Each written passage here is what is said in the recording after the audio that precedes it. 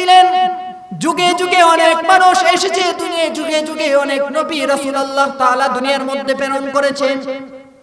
প্রত্যেকটা নবী রাসূলকে আল্লাহ তাআলা দুনিয়ার মধ্যে পাঠিয়েছে একটা লক্ষ্য নিয়ে, একটা উদ্দেশ্য নিয়ে।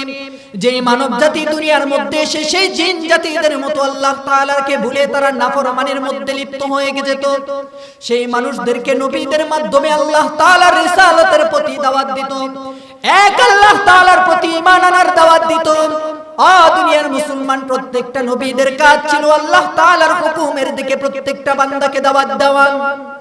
যে যারা মেনেছে তারাই সফল কাম হয়েছে, আর যারা মানতে পারে নাই তাদের জন্য জাহান্নাম তৈরি করে রেখেছে। দুনিয়ার মুসলমান তার ব্যতিক্রম নয়। আমাদের পয়গম্বর জনাবে মুহাম্মদ সাল্লাল্লাহু আলাইহি ওয়াসাল্লামের সময় জনাবে মুহাম্মদ সাল্লাল্লাহু আলাইহি ওয়াসাল্লামকে আইয়ামে জাহিলিয়াতের যুগে প্রেরণ করা হয়েছে পবিত্র কুরআনুল কারীম দিয়ে। যে কুরআনুল কারীম সত্যের বাণী মানুষের দ্বারে দ্বারে পৌঁছে দিবে। যেই কুরআন নামক রশি যেই বান্দা ধরে রাখবে, সেই বান্দা সেই কুরআন নামক রশিকে ধরে জান্নাত পর্যন্ত পৌঁছতে পারবে। আর যেই বান্দা নাকি ওই কুরআন নামক রশিকে ছেড়ে দিবে, ওই বান্দা হয়ে যাবে জাহান্নামে। দুনিয়ার মুসলমান, সেই কুরআনের মধ্যে আল্লাহ তাআলা যেই হুকুমগুলা করলেন, সেই হুকুমগুলা যেই বান্দা মানতে পারবে, সেই বান্দাকে আল্লাহ তাআলা পুরস্কার দিবে। যেই ব্যাপারে আল্লাহ তাআলা বলেন ইন্নাদ-দীনা ইনদাল্লাহিল ইসলাম, যারা নাকি আমি বান্দাদের কাছে ইসলাম ধর্ম, আমার কাছে সবচাইতে বেশি মনোনীত ধর্ম হচ্ছে ইসলাম। দুনিয়ার মুসলমান, আল্লাহ তাআলা পবিত্র কুরআনুল কারীমের মধ্যে আরো বলেন ইয়া আইয়ুহাল্লাযীনা আমানু কুতিবা আলাইকুম ইন্নাল্লাযীনা আমানু ওয়া আমিলুস সালিহাতি কানাত লাহুম জান্নাতুল ফিরদাউসি নুজুলা, নিশ্চয়ই যারা নাকি ঈমান এনেছে এবং আমলে সালেহ করেছে, কানাত লাহুম জান্নাতুল ফিরদাউসি নুজুলা, আমি আল্লাহ পাক রব্বুল আলামিন ওই সমস্ত বান্দাদের জন্য রাখলাম জান্নাতুল ফিরদাউস। দুনিয়ার মুসলমান, ঈমান আনার পর আল্লাহ তাআলা যে আমলের কথা বললেন সেটা হচ্ছে আমলে সালেহ। আমলে সালেহ কোন কোন জিনিসগুলো আমলে সালেহ হয়?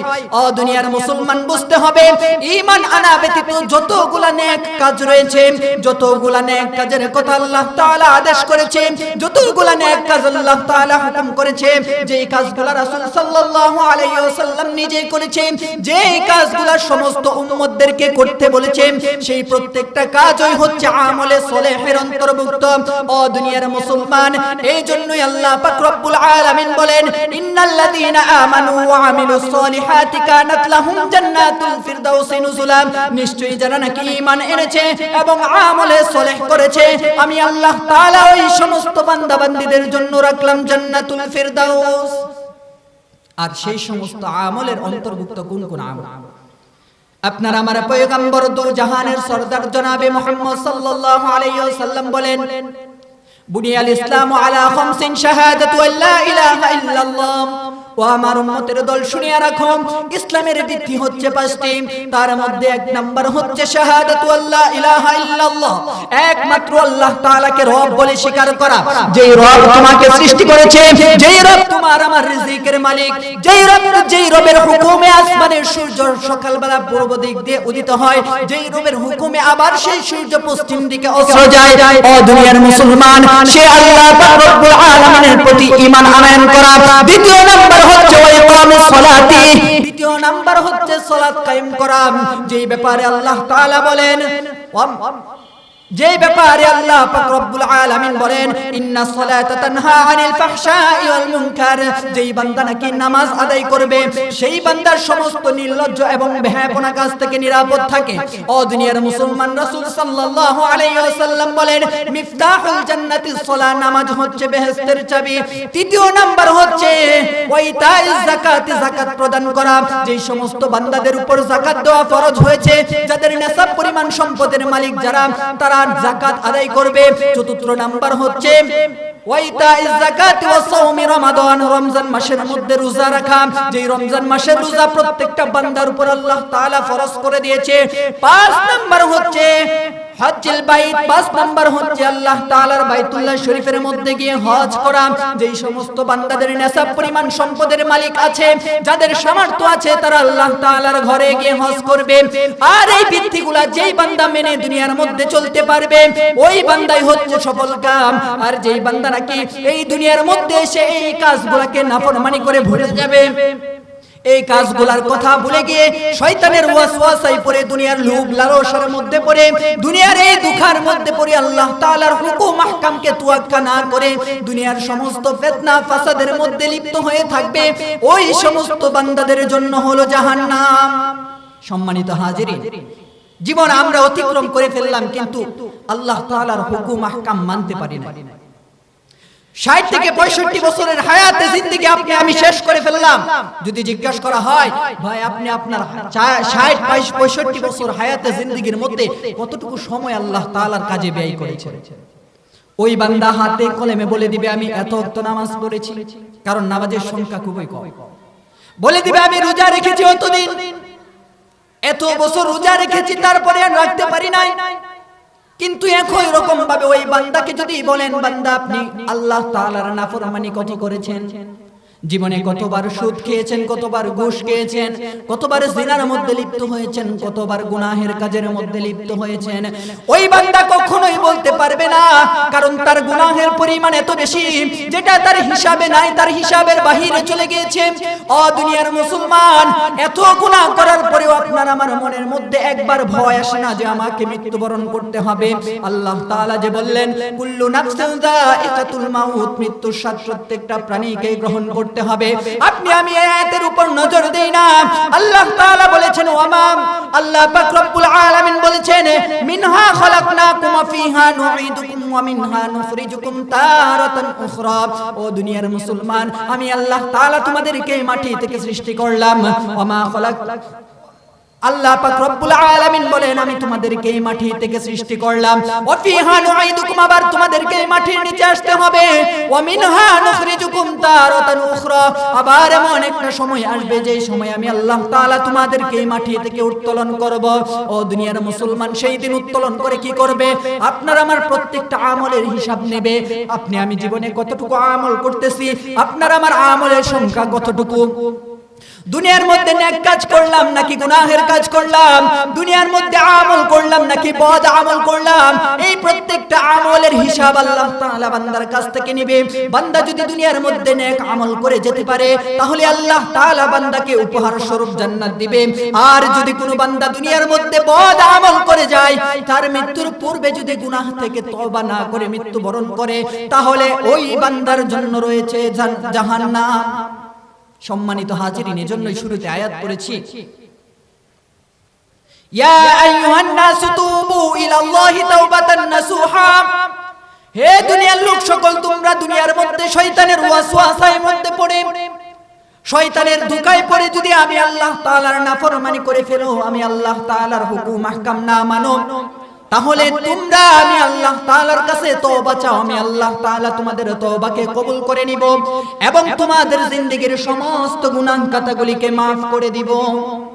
সম্মানিত হাজিরিন, হযরতে পয়গম্বর মুসা আলাইহিস সালামের জামানার এক ঘটনা বললে বুঝতে পারবেন আল্লাহ তাআলা বান্দার প্রতি কতটা ভালোবাসা, কতটা মুহাব্বত। হযরতে পয়গম্বর মুসা আলাইহিস সালামের জামানা, হযরতে পয়গম্বর মুসা আলাইহিস সালাম প্রতিদিন আল্লাহ তাআলার সঙ্গে কথা বলতেন, আমরা সকলেই জানি। তো একদিন আল্লাহ পাক রব্বুল আলামিনের সঙ্গে কথা বলার জন্য পয়গম্বর মুসা আলাইহিস সালাম আতুর পাহাড়ে গেলেন। গিয়ে আল্লাহ তাআলাকে প্রশ্ন করতেছে, ওগো আল্লাহ, আমি তোমার সঙ্গে প্রতিদিন কথা বলি, আজকেও কথা বলবো, কিন্তু প্রতিদিনের কথা আর আজকের কথার মধ্যে হবে তফাৎ। প্রতিদিন তোমার সঙ্গে অন্য বিষয় নিয়ে কথা বলি, কিন্তু আজকে তোমার কাছে আমি একটা আবদার করব। আল্লাহ তাআলা তো অন্তর্যামী, বান্দার সকলের অন্তরের খবর রাখে। তারপরে পয়গম্বর মুসা আলাইহিস সালামের জবান থেকে শুনতে চাই, পয়গম্বর মুসা আলাইহিস সালাম কি আল্লাহ তাআলা বলে, ও পয়গম্বর মুসা, তুমি তুমি কি বলতে চাও, আমার কাছ থেকে কি জানতে চাও বলো।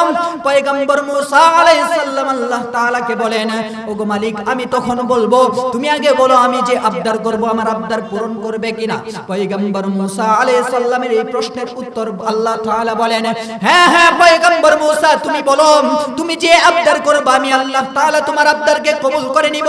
পয়গম্বর মুসা আলাইহিস সালাম তখন বললেন, মালিক তোমার কাছে আমার একটা আবদার, দুনিয়ার মধ্যে আমি এমন একজন মানুষকে দেখতে চাই যেই মানুষ দুনিয়াতে জীবিত থাকা অবস্থায় তুমি তার নামটাকে জাহান্নামের খাতায় লিখে রাখছো। তখন আল্লাহ তাআলা বলেন, ও পয়গম্বর মুসা কেন কেন তুমি আমার ওই বান্দাকে কেন দেখতে চাও, তুমি ওই বান্দাকে দেখে কি করবে। পয়গম্বর মুসা আলাইহিস সালাম তখন বললেন, মালিক আমি ওই বান্দাকে কি জিজ্ঞাসা করব, বান্দা তুমি দুনিয়ার মধ্যে এমন কোন আমল করো যেই আমল করার ফলে আল্লাহ তাআলা তোমার নামটা জাহান্নামের খাতায় লিখে রাখছে, আর আমি সেই সমস্ত বান্দাদেরকে এই আমল থেকে বিরত থাকতে বলবো, আমার অন্যান্য উম্মতদেরকে বলবো তোমরা এই আমলগুলা থেকে বিরত থাকো, তোমরা যদি এই আমল করো তাহলে আমার ওই বান্দার মতো তোমাদেরকেও জাহান্নামী হতে হবে। সম্মানিত হাজিরিন, তখন আল্লাহ তাআলা বলেন, না না না ও পয়গম্বর মুসা আমি ওই বান্দার সংবাদ তোমাকে দিতে পারবো না, কারণ তুমি যদি বান্দার গুনাহগুলোকে অন্য বান্দার কাছে প্রকাশ করো আমার অন্যান্য বান্দা এই বান্দাকে নিয়ে হাসি ঠাট্টা করবে। আমি আল্লাহ তাআলার কাছে অপছন্দনীয় আমার কোন বান্দা, আমার অন্য একজন বান্দা আমার গুনাহগার বান্দাকে নিয়ে হাসি ঠাট্টা করো, এটা আল্লাহ তাআলার কাছে পছন্দ হয় না। সম্মানিত হাজিরিন দেখেন একজন গুনাহগার বান্দার প্রতি আল্লাহ তাআলার কত মহব্বত। তখন পয়গম্বর মুসা আলাইহিস সালাম আল্লাহ তাআলাকে বলল, মালিক আমি যেহেতু দেখতে চাইলাম বান্দাকে তো দেখবই, তোমাকে দেখাইতেই হবে। তখন আল্লাহ তাআলা বলেন, ও পয়গম্বর মুসা আমি তোমাকে আমার ওই বান্দার সঙ্গে সাক্ষাৎ করাবো, তবে শর্ত আছে, তুমি যদি আমার শর্তে রাজি হও তখন আমি তোমাকে দেখাবো। পয়গম্বর মুসা আলাইহিস সালাম তখন বললেন, ও আল্লাহ আমি তোমার শর্তে রাজি আছি, ওই বান্দাকে দেখতে চাই। পয়গম্বর মুসা আলাইহিস সালাম তখন বললেন, আল্লাহ তাআলা বলতেছে পয়গম্বর মুসা আলাইহিস সালামকে, ও পয়গম্বর মুসা তুমি ওই বান্দাকে দেখতে পারবা, তবে দূর থেকে দেখতে হবে, বান্দাকে তার আমল সম্পর্কে কোনো প্রশ্ন করা যাবে না। পয়গম্বর মুসা আলাইহিস সালাম আল্লাহ তাআলার উত্তরে রাজি হয়ে গেল, বলতেছে হ্যাঁ মালিক আমি দেখব, দূর থেকে কোনো প্রশ্ন করব না। তখন আল্লাহ তাআলা বলে, ও পয়গম্বর মুসা তুমি অমুক রাস্তার পাশে দাঁড়িয়ে থাকো, সূর্য ওঠার পর সর্বপ্রথম যেই মানুষটা তোমার সামনের দিক দিয়ে হেঁটে যাবে তুমি মনে করবা আমি আল্লাহ তাআলা ওই বান্দার নামটা জাহান্নামের খাতায় লিখে রাখছি। ও দুনিয়ার মুসলমান, পয়গম্বর মুসা আলাইহিস সালাম বড় খুশি, সে জাহান্নামী ব্যক্তি দেখবে দুনিয়ার মধ্যে। ও দুনিয়ার মুসলমান, পয়গম্বর মুসা আলাইহিস সালাম রাত্রি পোহানোর পূর্বেই সর্বপ্রথম এই জায়গার মধ্যে দাঁড়িয়ে গিয়েছে। তখন পয়গম্বর মুসা আলাইহিস সালাম লক্ষ্য করে দেখে তার সামনের দিক দিয়ে একটা মানুষ হেঁটে আসতেছে। পয়গম্বর মুসা আলাইহিস সালাম দূর থেকে ভালো করে লক্ষ্য করে দেখতেছে ওই মানুষটা তার সামনের দিক দিয়ে হেঁটে হেঁটে চলে গেল। পয়গম্বর মুসা আলাইহিস সালাম দূর থেকে দেখে আল্লাহ তাআলার কাছে চলে আসলো।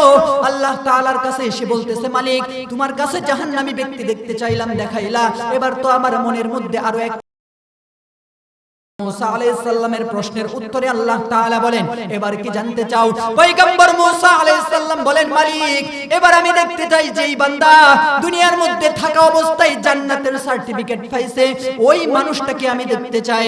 আল্লাহ তাআলা বললেন, দেখতে পারবার শর্ত আছে আগেরটাই, ওই বান্দাকে দূর থেকে দেখবা কিন্তু কোনো প্রশ্ন করতে পারবা না। পয়গম্বর মুসা আলাইহিস সালাম রাজি হয়ে গেল। আল্লাহ পাক রব্বুল আলামিন তখন বলল, একই জায়গার মধ্যে তুমি দাঁড়িয়ে থাকো, সূর্য ডুবার পর সর্বপ্রথম যেই মানুষটা তোমার সামনের দিক দিয়ে হেঁটে আসবে তুমি মনে করবা আমি আল্লাহ তাআলা ওই বান্দার নাম জান্নাতের খাতায় লিখে রাখছি। সাল্লাম বড় আনন্দিত, জান্নাতি ব্যক্তি দেখবে সূর্য ডুবার আগে থেকে ওই রাস্তার পাশে দাঁড়ানো আছে, তাকে দেখে লক্ষ্য করে দেখে ভালো করে দূর থেকে নজর দিয়ে দেখতেছে একজন বান্দা পয়গম্বর মুসা আলাইহিস সালামের দিকে আসতেছে। লক্ষ্য করে দেখে এই বান্দা অন্য কেউ নাই, সকালবেলা যেই বান্দাকে জাহান্নামী ব্যক্তি হিসেবে দেখছিল আবার একই বান্দাকে জান্নাতি ব্যক্তি হিসেবে দেখাইলো। পয়গম্বর মুসা আলাইহিস সালাম বান্দাকে জিজ্ঞাসা করে ফেললো, ওরে বান্দা সকালবেলা কি তোমার সঙ্গে আমার সাক্ষাৎ হয়েছিল? ওই বান্দা ডাক দিয়ে বলে,